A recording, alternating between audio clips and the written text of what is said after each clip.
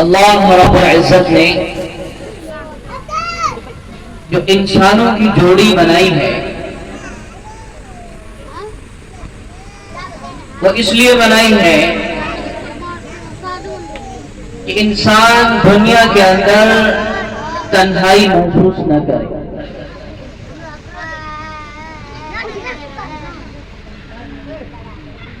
ہر انسان کو محبت اپنے باپ سے محبت ہوتی ہے کیونکہ وہ باپ ہے، اپنی ماں سے محبت ہوتی ہے کیونکہ وہ ماں ہے، اپنی بہن سے محبت ہوتی ہے کیونکہ وہ بہن ہے. محبت سبھی سے ہوتی ہے، لیکن ایک محبت وہ ہوتی ہے جو ہر انسان اپنی بیوی سے کرتا ہے، اور یہ محبت اللہ کی طرف سے اپنے بندوں کے اوپر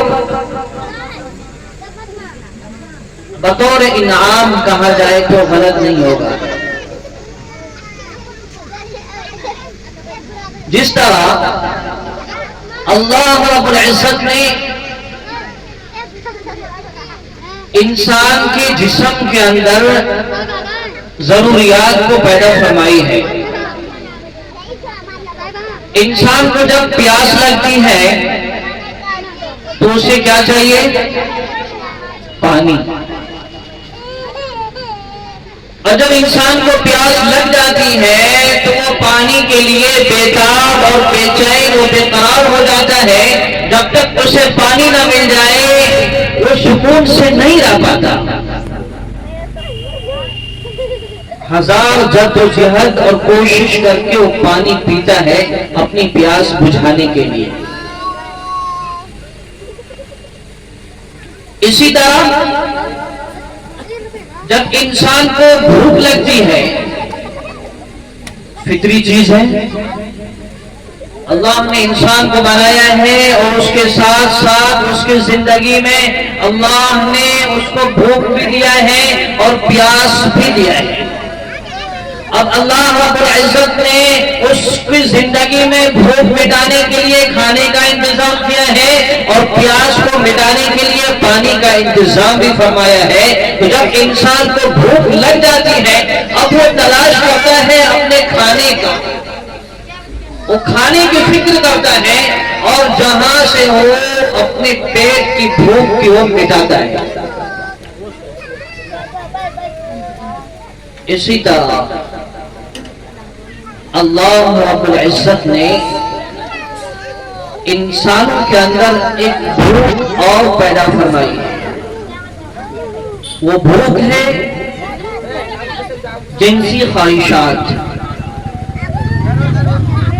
ایک مرد کو عورت کی چاہت ہوتی ہے اور ایک عورت کو مرد کی ضرورت ہوتی ہے. اللہ کے نبی صلی اللہ علیہ وسلم نے فرمایا کہ محتاج ہے وہ عورت جس کا شوہر نہ ہو، اور اسی طرح فرمایا کہ محتاج ہے وہ مرد جس کی بیوی نہ ہو. لہذا اللہ رب العزت نے جو نفسانی خواہشات کو بنایا ہے اب ان خواہشات کو پورا کرنے کا انتظام بھی اللہ نے دنیا میں فرما دیا ہے. جس طرح اللہ نے انسان کو بھوک دی ہے، پیاس دی ہے، اور جب انسان کو پیاس لگتی ہے تو اللہ نے اس کے لیے پانی کا انتظام فرمایا ہے کہ میرا بندے جب تمہیں پیاس کی شدت محسوس ہو تو تم پانی کا استعمال کرو، اور جب پانی پیو تو بسم اللہ الرحمن الرحیم پڑھو، اور جب پانی پی لو تو میرا شکر ادا کرو اور تم کہو الحمدللہ، کیونکہ ہم نے تمہیں پانی پلایا ہے. اور میرے بندو اس بات کا خاص خیال رکھنا کہ ہم نے تجھے بھوک دیا ہے تو تمہارے لیے حلال پانی کا بھی انتظام فرمایا ہے. لہذا اگر تم چوری کر کے پانی پیو گے پھر بھی تمہاری پیاس بجھ جائے گی، شراب پیو گے پھر بھی تمہاری پیاس کچھ حد تک بجھ جائے گی، جوس پیو گے پھر بھی تمہاری پیاس کچھ حد تک بجھ جائے گی، لیکن اگر تم نے حرام سے اپنی پیاس کو بجھایا تو یاد رکھو یہ پیاس بجھانا میری رضا کا سبب نہیں، میری ناراضگی کا سبب بنے گا۔ اسی طرح اللہ رب العزت نے جو ہمیں بھوک دیا ہے، جو ہمارے اندر بھوک کو پیدا کیا ہے، ہمارا جسم میں پیٹ اللہ نے بنایا ہے، اس کو بھرنے کا بھی انتظام اللہ نے فرما دیا ہے۔ اب انسان کے اوپر ہے، اب اس میں حلال ڈالے تو بھی پیٹ بھرے گا، حرام ڈالے تو بھی پیٹ بھرے گا، اللہ کا نام لے کر کے کھانا کھائے تو بھی پیٹ بھرے گا، اللہ کا نام لے کر کے نہ کھانا کھائے تو بھی پیٹ بھرے گا، خنزیر کا گوشت کھائے پھر بھی پیٹ بھرے گا، حلال گوشت کھائے پھر بھی پیٹ بھرے گا، کیونکہ اللہ نے جو دنیا میں پیٹ بنایا ہے اس پیٹ کو بھرنے کا انتظام بھی فرما دیا ہے، لیکن اللہ رب العزت نے اس کے ساتھ ساتھ یہ بھی بیان فرما دیا ہے، میرا بندو اگر تمہیں پیاس لگے گی تو تمہیں کیا کھانا ہے، میرے بندو اگر تمہیں بھوک لگے گی تو تمہیں کیا کھانا ہے، میں نے سارے انتظامات تمہارے لیے دنیا میں اتار دیا ہے، لہذا میرا بندو کلوا واشربوا ہنیئا بما کنتم تعملون، کھاؤ اور پیو۔ یہ دنیا کی ساری نعمتیں اللہ نے ہمارے لیے بنائی ہیں۔ اب انسان ایک طرف اللہ نے بھوک بنائی ہے تو دوسرے طرف بھوک کے مٹانے کے اسباب بھی پیدا فرما دیے ہیں۔ اگر انسان حلال رزق سے اپنے پیٹ کو بھرتا ہے اور کھانے سے قبل بسم اللہ الرحمن الرحیم پڑھتا ہے اور کھا کر کے دعا پڑھتا ہے، اللہ کا شکر ادا کرتا ہے، الحمدللہ الذی اطعمنا وسقانا وجعلنا من المسلمین پڑھتا ہے، تو اس کا کھانا بھی عبادت ہے، اس کا کھانا اللہ کی رضا کا سبب ہے۔ دوستو بزرگ بھائیوں، میں آپ کو بھوک اور بھوک مٹانے کے جو اسباب ہیں وہ سمجھانے کی کوشش کر رہا ہوں۔ جس طرح حلال رزق انسان کھاتا ہے، حلال پانی انسان پیتا ہے، اللہ کی رضا کا سبب بنتا ہے، اور اگر حرام پانی انسان پیتا ہے، حرام کھانا انسان کھاتا ہے، اللہ کی ناراضگی کا سبب بنتا ہے۔ حدیث شریف میں آتا ہے کہ اگر کوئی انسان حرام کا لقمہ کھاتا ہے، حرام کا لقمہ کھاتا ہے، اور اس لقمے سے انسان کے اندر جو بھی اضافہ ہوتا ہے اس گوشت کو کل قیامت کے دن آگ کی کینچی سے کاٹا جائے گا۔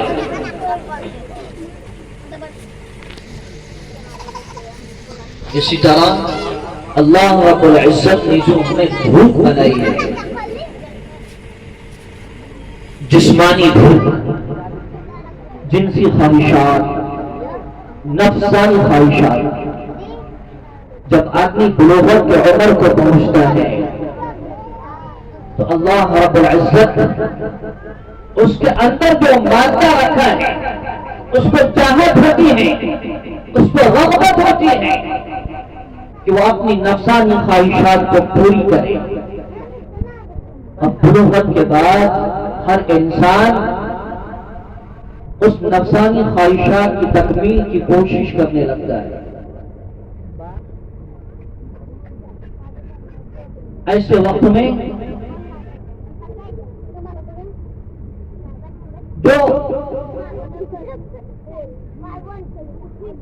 اللہ کے وہ بندے ہوتے ہیں جو اپنی اس بھوک اور اپنی اس نفسانی خواہشات کو سمجھ نہیں پاتا کہ اللہ نے ہماری اس بھوک اور ہماری اس خواہشات کی تکمیل کے لیے اللہ نے دنیا میں ذریعہ بنایا ہے، وہ نہیں سمجھ پاتا، وہ اب اللہ کی نافرمانی کی طرف ہاتھ بڑھاتا ہے، اللہ کی نافرمانی کی طرف قدم بڑھاتا ہے، اور وہ اللہ کی ناراضگی کا سبب بن جاتا ہے۔ میرا مطلب بغیر نکاح کے اپنی نفسانی خواہشات کو پورا کرنے کے لیے ادھر ادھر اپنا منہ کالا کرتا ہے.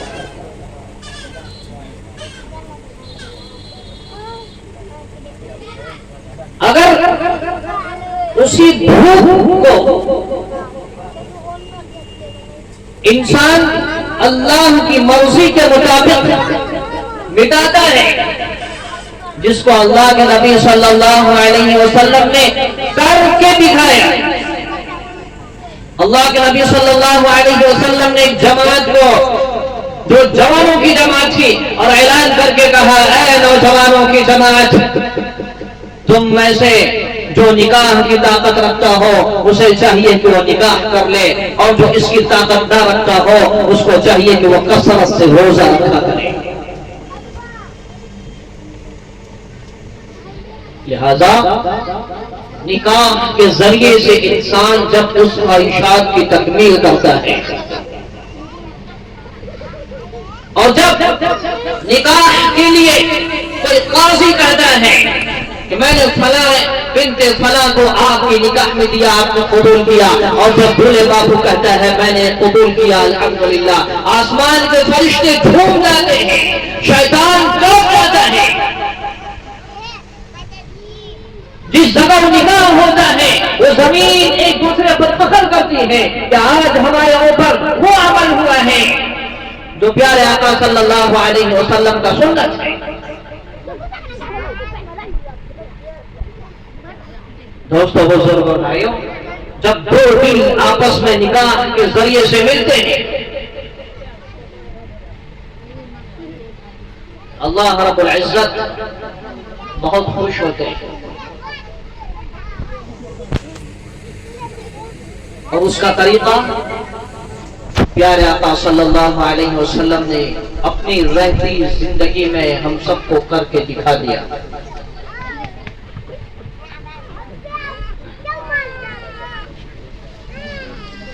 اسی لیے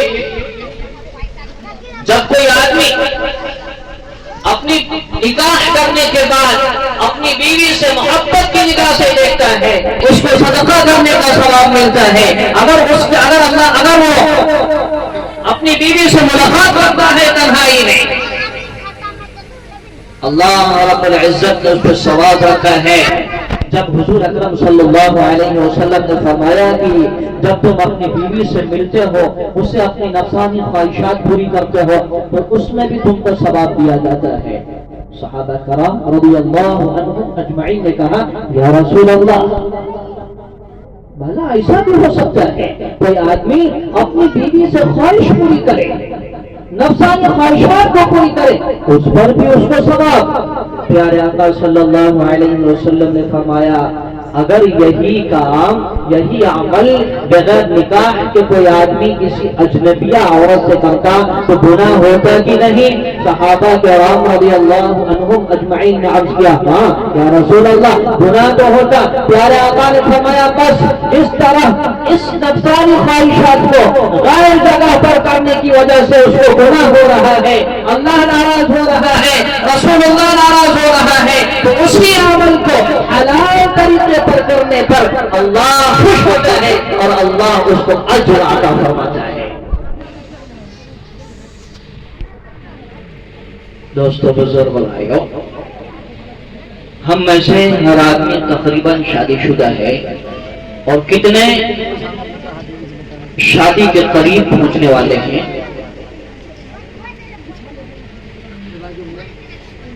جب نکاح ہوتا ہے اور نکاح کے بعد جو ہماری عملی زندگی شروع ہوتی ہے، اس میں طرح طرح کے خرافات اپنے سماج میں جو رائج ہیں ہم سب جانتے ہیں.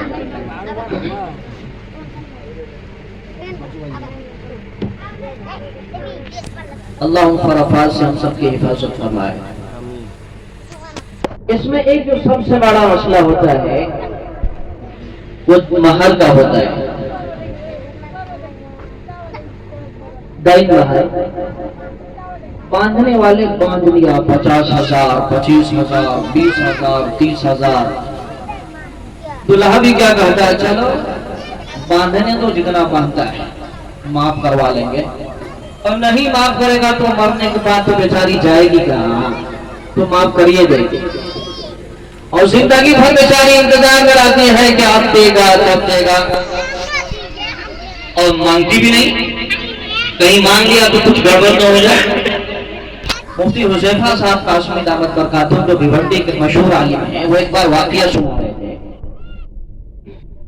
کہ 2 بجے رات کو میرے موبائل پہ گھنٹی بجی, میں نے اٹھایا, ایک بوڑھی اماں روتے ہوئے کہہ رہی ہے بیٹا کچھ رحم کرو, کچھ مسئلہ بتاؤ. مفتی صاحب نے پوچھا اماں کیا ہوا؟ کہا بیٹا ابھی میرا داماد آیا ہے اور میری بیٹی کو دین مہر دے رہا ہے, ذرا میرے داماد کو سمجھاؤ, میرے حال پر رحم کرو, وہ اس کو دین مہر نہ دے.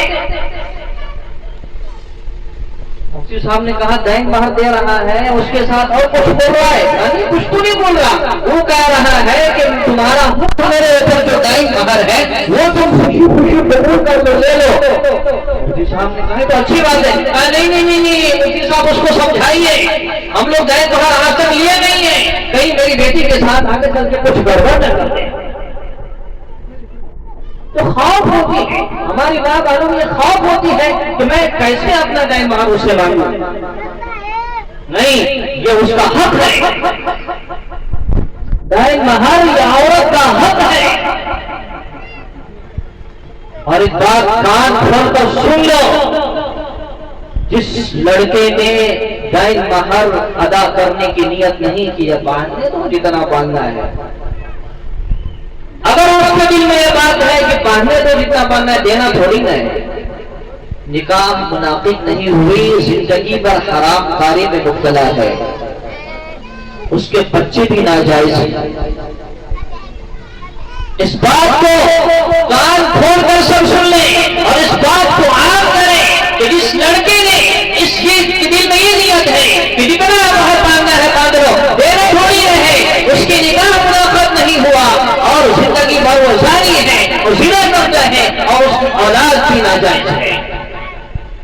لہذا دین مہر اتنا ہونا چاہیے کہ لڑکا اپنی بشاشت کے ساتھ اس کو ادا کر دے.